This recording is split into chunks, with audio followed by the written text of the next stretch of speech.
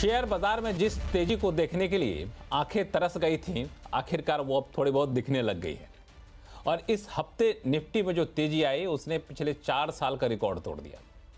या फिर ऐसे कहें कि हफ्ते के हिसाब से देखें तो 4 साल बाद निफ्टी में इतनी तेजी देखने को मिली है। अब आप में से कई लोग ऐसे होंगे जो पैसा बचा के रखे होंगे, अब सोच रहे होंगे कि बाजार गिरना तो लगता है बंद कर दिया है, पैसा लगा दें क्या। और कुछ लोग ऐसे होंगे जो बाजार इतना ज़्यादा गिर गया था कि आप में से कई लोग हताश हो गए होंगे, निराश हो गए होंगे और इस तेज़ी पर भरोसा भी नहीं हो रहा होगा। क्योंकि होता ना केवल इतनी ज़्यादा लोग पछता चुके होते हैं, धोखा खा चुके होते हैं कि भरोसा नहीं होता है। तो आप सोच रहे हो कि ये जो हरियाली दिख रही है ये धोखा है या मौका है। तो आज आवाज़ अड्डा में आप दोनों तरह के लोगों के सारे कन्फ्यूजन दूर कर दूंगा। नमस्कार, मैं हूं लक्ष्मण राय और मैं इसलिए भरोसे के साथ कह रहा हूं कि कन्फ्यूजन दूर कर लूंगा क्योंकि हमारे साथ है विशेषज्ञों का एक खास पैनल, जिसमें पाइपर सरिका के फाउंडर और फंड मैनेजर अभय अग्रवाल साहब हैं, रोहा एसेट मैनेजर्स के इक्विटी हेड दलजीत सिंह कोहली साहब हैं, इक्विंटिस रिसर्च एंड रैंकिंग के CIO जसप्रीत सिंह अरोड़ा साहब हैं और हमारे खुद के CNBC आवाज़ के मैनेजिंग एडिटर अनु सिंघल साहब हैं। तो आप सही मेहमानों का बहुत बहुत स्वागत है हमारे शो में। और सबसे पहले मैं चलूंगा अभय अग्रवाल साहब के पास, जो पिछले कई एपिसोड के बाद हमारे साथ जुड़ रहे हैं। अभय जी नमस्कार, कैसे हैं आप? आज आपका चेहरा कुछ ज़्यादा ही चमक रहा है। आपने कुछ लगाया है कि शेयर बाजार का असर दिख रहा है? नहीं, लगाया कुछ नहीं है। शेयर बाजार की जो तेजी है, जो चमक है, आई थिंक वही सब मार्केट पार्टिसिपेंट्स के शक्ल पे रिफ्लेक्ट कर रही है। हाँ, इसलिए मैं देख रहा हूँ सारे लोग यहाँ पे काफ़ी ज़्यादा खुश नज़र आ रहे हैं। इनफैक्ट मैं भी जब आ रहा था शो करने के लिए तो मैं सोच रहा था क्या पहनूं, तो लाल टाई दिखी पहले, तो मैंने कहा ना आज तो लाल पहनना ही नहीं पहनना। तो जबरदस्ती ढूंढ के निकाला ग्रीन जैकेट, वो पहन लिया मैंने कि आज अब बाजार पे किसी की नज़र नहीं लगनी चाहिए, तो ग्रीन ही रखी जाए। क्या माना जाए, अब वो टेंशन सारे दूर हो गए, अब हरियाली आई जाएगी, स्टेबल है, क्योंकि लोगों को अभी भरोसा नहीं होता कई लोगों को। नहीं, देखिए, हमारा जो गाइडेंस है पिछले 2 महीने से वो यही है कि दो चीजें चेंज हुई लक्ष्मण जी। एक तो फंडामेंटल लेवल पे देखें तो जो भी हमारे रिसेंट चैनल चेक्स जो हम करते हैं डिस्ट्रीब्यूटर्स के पास, रिटेलर्स के पास, उसमें एक जो हमने देखा था वीकनेस कंजम्पशन में जनवरी तक भी जाती हुई, वो रिवर्स हुई है। मार्च के महीने में डिस्काउंटिंग कह लें या जो भी कह लें, उसकी वजह से जो चैनल में इन्वेंट्रीज थी, मैं बात करूंगा ऑटोज की, TV, consumer electronics, paint, polish, इन सब में इन्वेंट्री कम हुई है। तो चैनल में इन्वेंट्री लीन है। दूसरी तरफ जो बैंक्स और NBFCs हैं जिनके कलेक्शन रेशियोज काफी गिरे थे पिछले क्वार्टर में, उसमें भी थोड़ी इंप्रूवमेंट है। मैं नहीं कहूंगा बहुत ज्यादा इंप्रूवमेंट है, पर इंप्रूवमेंट है। और तीसरी तरफ और भी जो कंजम्पशन को कम करने के रीजंस थे, उसको भी सरकार ने अपनी तरफ से थोड़ा फिक्स किया है, टैक्स में कमी करके बजट में। दूसरी तरफ RBI ने इंटरेस्ट रेट काटा है, एक और एक्सपेक्टेशन है एक और रेट कट की अप्रैल में।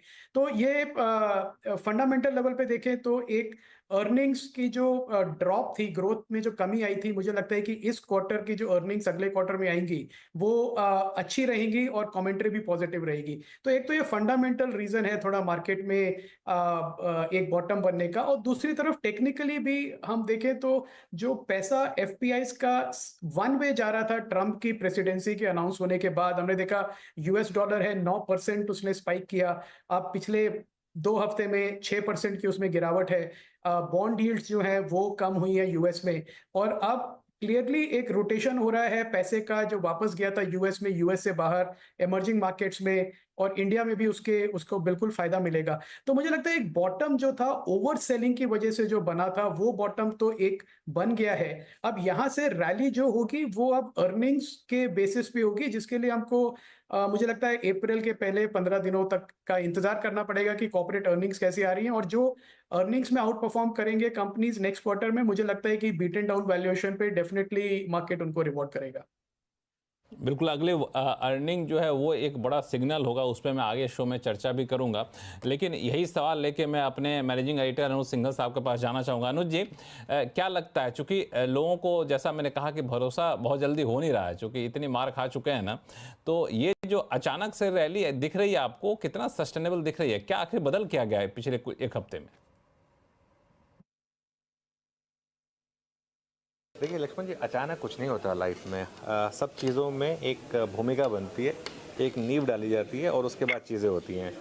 इस रैली की शुरुआत हुई थी एक्चुअली, मुझे अगर आप पूछें फ्रैंकली, तो बजट में जब वो टैक्स कटाया था वहाँ पर, और उसके बाद से मार्केट गिरा ज़रूर, लेकिन एक समीकरण बैठ रहे थे कि अब मार्केट यहाँ से आपको मौके देगा। और आई थिंक इसको ट्रिगर मिला डॉलर इंडेक्स के गिरने से। जिस तरीके से 2 हफ्ते पहले डॉलर इंडेक्स ने गिरना शुरू करा, एक सेंस बनी कि अमेरिका ने जो गड्ढा खोदा, डोनाल्ड ट्रंप ने जो गड्ढा खोदा रादर, उसमें अमेरिका खुद गिर गया और बाकी कंट्रीज़ के लिए पॉजिटिव हुआ। आप देखिए एमर्जिंग मार्केट ने चलना शुरू करा, अमेरिका ने गिरना शुरू करा। डॉलर रुपये देखिए जो 88 पर था, आज हम वापस 86 पर आ गए। तो ये FIS की बाइंग आ गई। आई थिंक ये सेंटिमेंट टर्न हुआ और उसके बाद स्टॉक्स की वैल्यूएशन 22,000 पर निफ्टी का वैल्यूएशन बहुत कंफर्टिंग हो गया था, उस लेवल पर आ गया था जहां पर नॉर्मली अगर आपने कभी भी बाय किया है तो वहां आपने पैसा नहीं लूज़ किया। हाँ, ये बात मैं ज़रूर कहूँगा कि 5 दिन में 1200 पॉइंट की रैली आ जाएगी, ये शायद किसी ने नहीं सोचा था कि इतनी जल्दी इतनी फास्ट रैली आएगी। लेकिन ये मार्केट का काम है, मार्केट का काम है हमें सरप्राइज़ करना। देखिए जब बेयर मार्केट होती है ना, तो हमेशा जब मार्केट गिर रहा था तो कोई पूछता था कि इतना क्यों गिर रहे हैं हम। अब 4 दिन चल गए हम, बिग डील। लेकिन ये स्टॉक मार्केट का काम है इस तरीके से आपको सरप्राइज़ करना। हमारा काम है स्ट्रैटेजी बनाना और उसमें बने रहना। क्यों चल रहा है मार्केट, कहाँ तक जाएगा, क्या हो सकता है, इसमें बहुत ज़्यादा टाइम वेस्ट करने के बजाय मुझे क्या करना है, ये आपका सवाल होना चाहिए। और मेरा जवाब इस पूरे हफ्ते इसमें ये रहा था कि आप इस मार्केट में लॉन्ग रहिए, क्योंकि मुझे ये तेज़ी दिख रही थी। मुझे इस लेवल की तेज़ी हो जाएगी इतनी जल्दी ये नहीं पता था, लेकिन ये तो किसी को नहीं पता हुआ था। बिल्कुल, ये जो फार्मूला आपने बताया ना कि क्यों गिरा, कैसे क्या, इस पे बहुत ज़्यादा रिसर्च मत करिए, आगे क्या करना है और सकारात्मक सोचिए। मुझे लगता है शेयर बाजार ही नहीं, अपनी लाइफ, पर्सनल लाइफ में भी लोग ये करें तो बड़ा फ़ायदेमंद रहेगा। ये आपने बहुत ही अच्छा टिप्स दिया है निवेशकों को भी, वैसे भी आम लोगों के लिए। मैं दलजीत जी आपके पास आऊँगा थोड़ी देर से, चूँकि मैं आपके कई सारे वीडियोज़ देखा तो मुझे लगा आपको हर बार एक कुछ ना कुछ रहता है कि बड़े सतर्क होकर रहना है। तो इससे पहले आपके पास आऊँ, मैं जसप्रीत जी के पास चलता हूँ। जसप्रीत जी, अनु सिंघल साहब को सुना आपने, अभय अग्रवाल साहब को सुना आपने, तो आप इन्हीं लोगों के साथ हैं या फिर आपकी राय कुछ अलग है? नमस्कार एंड गुड इवनिंग एवरीवन। तो हमारा व्यू भी पॉजिटिव ही है। बहुत फर्म बिलीफ है, आप ऑलमोस्ट 99% प्रोबेबिलिटी कॉन्फिडेंस कह सकते हैं that the bottom is behind us, right. And उसके ऑब्वियसली जो सेंटिमेंट एनालिसिस, क्वांट एनालिसिस, जैसे अनुज ने भी बोला, डॉलर इंडेक्स देख लें, एंड हमारा इन हाउस सेंटिमेंट एनालिसिस भी हम लोग करते हैं। तो एग्जैक्टली जून 22 में ये सेम माहौल देखने को मिला था, 25 जून 2022। एंड वो जो बॉटम था वो अभी फिलहाल, if we say that the bottom is behind us, वो अभी रीसेंट 28 फरवरी का बॉटम कहा जा सकता है, if what I am saying is comes out to be true, let's say 3-6 months down the line. तो सेंटिमेंट एनालिसिस हमारा ये कहता है कि बहुत ज्यादा मंदी, बहुत ज्यादा बेरिशनेस हो गया था, एंड एक पॉइंट के बाद तो obviously market will take a bottom and it will go up, right. And उसका मतलब क्या है, उसमें उसका मतलब है कि 88% of the stocks were in a bearish zone, जैसे 200 DMA बोल सकते हैं आप, whatever DMA is that you calculate, we have our own analysis, that is one way, right. The other is dollar index. Earnings cut भी 8 से 9% हुआ था, 8 से 9% पी कट हुआ था, that's why Nifty fail I think 17%। And I think we have seen every 2 years, whether it's Brexit, then IL&FS crisis, then COVID, then last time it was Russia-Ukraine war, and again exactly we are almost 2 years thereafter, 2.5 years, and again there is a correction. So abhi exactly again 2 साल बाद आएगी वो पता नहीं, but it seems like there is a pattern and we are following a pattern, and if all things go parallelly, which is fundamentals, the quant, the sentiment, and volatility and the FI flows, if they pick up, I think very high confidence that we are well behind the bottom. अब कितना जल्दी हम वापस पहुंचते हैं 26,200 तक और and beyond, that's I mean अभी उसमें 3 महीना भी लग सकता है, 6 महीना भी लग सकता है, 1 साल भी लग सकता है, but very and just another point, volatility index आप देखें बहुत क्लोजली फॉलो करें, 13, 14, 15, 16, 17, 18 की रेंज में रहा है। It has never gone berserk, like कोई क्राइसिस आता है तो that is one indicator one should follow, and वो काफी स्टेबल रहा है, इनफैक्ट अभी तो 13 के नीचे आ गए। I think put all these things together, earnings cut और बहुत ज्यादा बचे नहीं है, थर्ड क्वार्टर नंबर्स अच्छे आए हैं, better than second and first quarter, fourth quarter और भी अच्छे आएंगे, first and second quarter next financial year का should have a benefit of low base of last year, because वो लास्ट ईयर खराब था। तो put everything together, I think no reason why anyone should have a bear issue, including valuations are at very attractive levels selectively, not every stock price is not a buy.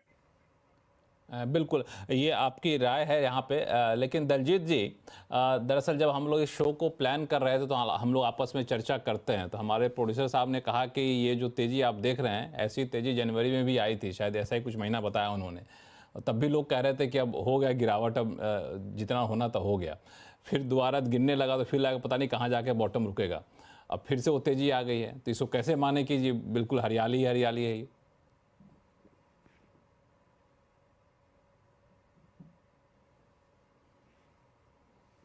Lakshman जी, आपकी दलजीत आवाज, जी। हाँ sorry, आपकी आवाज बीच में cut गई।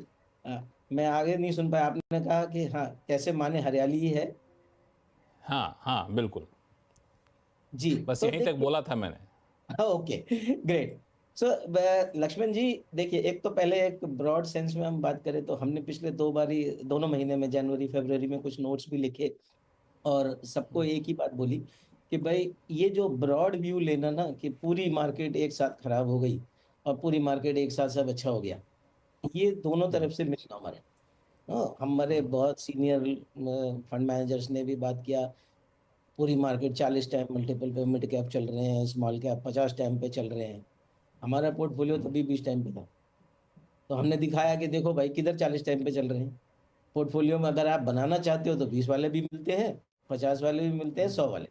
ये आपके ऊपर है, आप कैसा पोर्टफोलियो कंस्ट्रक्ट करते हो। तो अगर मिड और स्मॉल कैप स्पेशली अगर हम बात करें, जहाँ पे 4,000 से 5,000 कंपनियां हैं इन्वेस्ट करने के लिए, ये बोलना कि सब एक साथ महंगी हो गई, सब एक साथ सस्ती हो गई, ये दोनों गलत होगा। समझना, अब India, luckily for last many years, 50 60 years, it has always been stock pickers market। आपको पैसा बनाना है तो स्टॉक पिकिंग से ही पैसा अच्छे से बनता है। फिर भी हमें एक ब्रॉड व्यू लेने के लिए, एक ओवरऑल मार्केट का पर्सपेक्टिव लेने के लिए, टॉप डाउन अप्रोच के लिए बोलना पड़ता है कि मार्केट अभी तेजी में है कि मंदी में है, हम क्या विचार बना रहे हैं उस हिसाब से। तो उस हिसाब से ये एकेडमिकल एक्सरसाइज हो गई, जैसा अभी अनुज ने भी बोला कि इस तरीके से मत, बहुत ज्यादा समय मत लगाओ इस पे कि पूरा मार्केट किस तरफ जा रहा है। आप अपने स्टॉक, अपने सेक्टर पे ज्यादा ध्यान दोगे तो शायद अच्छे से अपना पोर्टफोलियो कंस्ट्रक्ट कर पाओगे। अब जो आपका सवाल है कि ये तेजी को हम कितना सस्टेनेबल तेजी माने, मेरा भी यही मानना है कि काफी बड़ी जो एक कॉन्फ्लुएंस ऑफ नेगेटिव फैक्टर्स थे वो सब प्ले आउट हो चुके हैं। तो पिछले 2 महीने में हमने देखा एक साथ काफी चीजें आ गई। कॉर्पोरेट अर्निंग खराब हुई, मैक्रो पिक्चर खराब हुई, डॉलर इंडेक्स ने अपना काम किया, ट्रम्प ने अपनी टैरिफ वगैरह की बात की। तो इस सब चीजों का मिला, प्लस वैल्यूएशन जो सबसे बड़ा कंसर्न था, 3 साल से हम एक तरफा तेजी में चल रहे थे, तो वो एक मार्केट को ट्रिगर चाहिए था, एक रीजन चाहिए था, एक रियलिटी चेक करने का, वो मिल गया। तो एक बहुत बड़ा हिस्सा हमारा जो करेक्शन का वो ओवर हो गया। बट मैं अभी भी ये बोलूंगा, क्योंकि अभी इसमें बहुत सारी चीजें बाकी हैं, जैसे अभी टैरिफ्स का जो इम्पैक्ट है वो अभी किसी को भी नहीं पता है। अप्रैल में कुछ होगा, फिर उसके बाद उसका एक्चुअल असर क्या होगा, कितना सही होगा, वो अभी मालूम नहीं है। तो वो उसका भी इम्पैक्ट हमको देखने को मिलेगा। जो मैक्रो पिक्चर है वो इम्प्रूवमेंट हुई है, बट ये कहना कि हम वापस इंडिया ग्रोथ पाथ पे आ गया है, वापस कॉर्पोरेट अर्निंग्स ग्रोथ पे आ गई हैं पूरी तरह से, शायद वो अभी जल्दी होगा। मैं पिछले 2 दिन से 2 3 ब्रोकर कॉन्फ्रेंस चल रही थी, उसमें कुछ 10 15 कंपनियों से मिला, तो आपको हैरानगी होगी कि शायद उसमें से 2 ही कंपनियां ऐसी थी जिन्होंने अभी भी बात की है कि हम काफी अच्छे से ग्रो कर रहे हैं।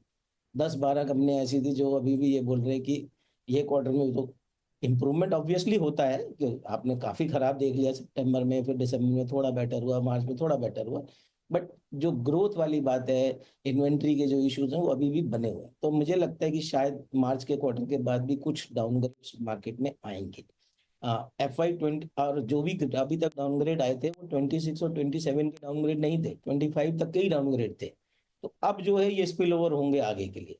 और अगर हमने कोविड से पहले का समय याद हो हमें, तो हम लोग मार्केट में पिछले 4 5 साल तक ऐसे देखते थे, 2018 से लेके आई थिंक 20 तक, कि हमेशा एनालिस्ट एक्सपेक्ट करते थे 20% ग्रोथ, और साल आते आते तक आ जाता था 5 6% 4% पे ग्रोथ।